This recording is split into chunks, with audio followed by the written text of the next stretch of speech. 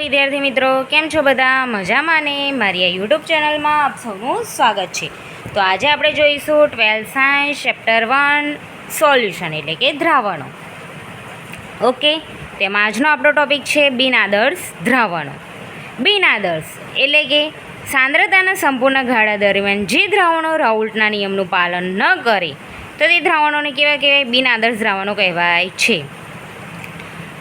સાંદ્રતા એટલે કે જે પદાર્થ નાખ્યો એ ઓગળે. હવે કેટલો ઓગળી ગયો? જેટલો નાખ્યો એટલો બધો ઓગળી ગયો તેને શું કહેવાય? ઓગળી ગયો એને શું કહેવાય? સાંદ્રતા.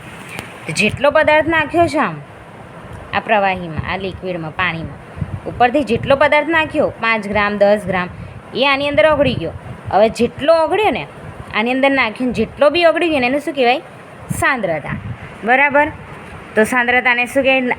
એ સાંદ્રતાનો જો નિયમનું પાલન કરે, રાઉલ્ટના નિયમનું, તેને આદર્શ કહેવાય ને રાઉલ્ટના નિયમનું પાલન ન કરે તો તેને શું કહેવાય? બિનઆદર્શ દ્રાવણ કહેવામાં આવે છે.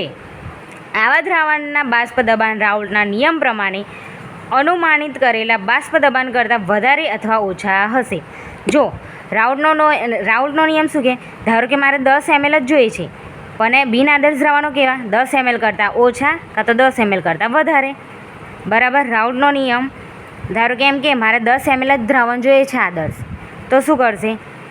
આ જે બિનઆદર્શ ખરું ને, 10 કરતાં ઓછું કાં તો 10 કરતાં વધારે.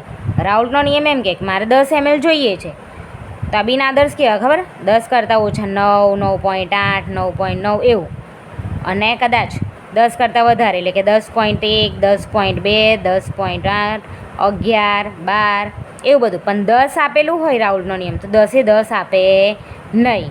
આ દ્રાવણનો અળવિતરા છે. જેમ મમ્મી પપ્પા કહે ને, છોકરો કે ના મળે એટલે આ, પણ પેલો છોકરો બહુ જિદ્દી હોય, હવે એને મમ્મી પપ્પા હમ માને જ ના, તો પેલા લોકો ના માને મમ્મી પપ્પા, તો ભાઈ તું તારી જગ્યાએ રહે, અમે અમારી જગ્યાએ, તારે ના માનો હોય તો ના જ માન, મારે શું મોબાઈલ તો હું તને આલવાનો જ નથી. મમ્મી પપ્પા એમ કે આ કે મારે મોબાઈલ જોઈએ છે, પણ પેલો કે ના હું નથી આપવાનું. મમ્મી પપ્પા કે નથી જ આપવાનું. આ એ વચ્ચે છે. તમે કહો ના મારે જોઈએ એટલે જોઈએ, તમે આમાંય જાઓ ને આમાંય જાઓ, પણ એમની જગ્યાએ આવો નહીં. તમે ફોન લેવો જ છે તો લેવાના, પણ પેલા લોકો આલે નહીં. એ કેવા છે?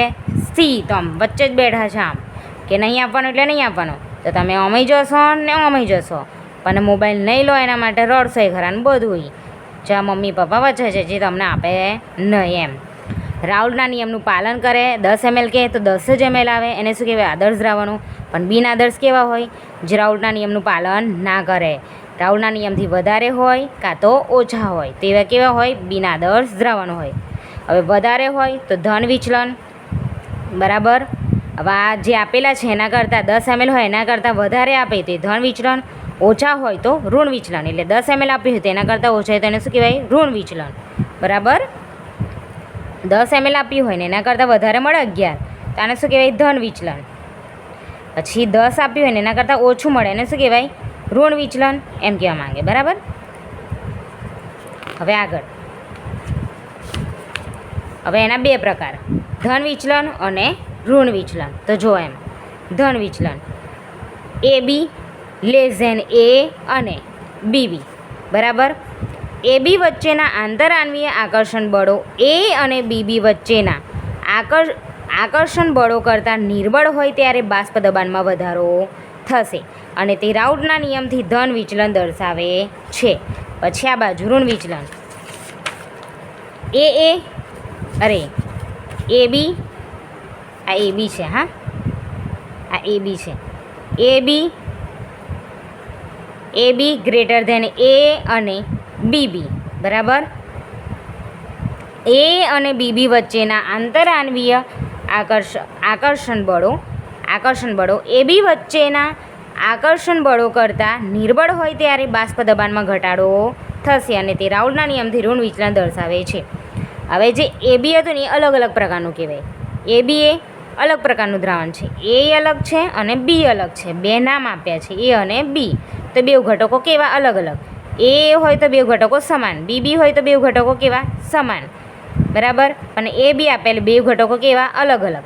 તો એ બંને ઘટકો A અને BB આ બે સમાન ઘટકો કરતાં ઓછા છે, તો કેવું હોય? આકર્ષણ બળો કરતાં કેવા હોય? નિર્બળ હોય ત્યારે બાષ્પ દબાણમાં વધારો થશે અને રાઉટના નિયમથી કેવા ધન વિચલન દર્શાવશે. બરાબર. હવે એ બી, હવે એ બી ખરા ને, આ બંને ઘટકો અલગ અલગ છે. એ બંને ઘટકો આ સમાન ઘટકો કરતાં વધારે હોય તો શું થાય? વચ્ચેના આકર્ષણ બળો કરતાં નિર્બળ હોય ત્યારે બાષ્પ દબાણમાં ઘટાડો થશે. આમાં જ્યારે વધારો થાય લેઝન હોય તો આમાં શું હોય? ઘટાડો. અને તે રાઉટના નિયમથી કેવું હશે? ઋણ વિચલન દર્શાવે છે. હવે એના એક્ઝામ્પલ તરીકે ધન વિચલનનું એક્ઝામ્પલ શું છે? જુઓ, ઇથેનોલ અને એસિટોનનું મિશ્રણ. જ્યારે ઋણ વિચલનનું ફિનોલ અને એનિલીન. આ છે એનિલીન. બરાબર, એનિલીન. હવે બીજું આનું ધન વિચલનનું ઉદાહરણ છે કાર્બન સલ્ફાઇડ અને એસિટોનનું મિશ્રણ. ઋણ વિચલનનું ઉદાહરણ શું છે? ક્લોરોફોર્મ અને એસિટોન. ઓકે, ક્લોરોફોર્મ અને એસિટોન. તો જોઈ લો આજનો ટોપિક.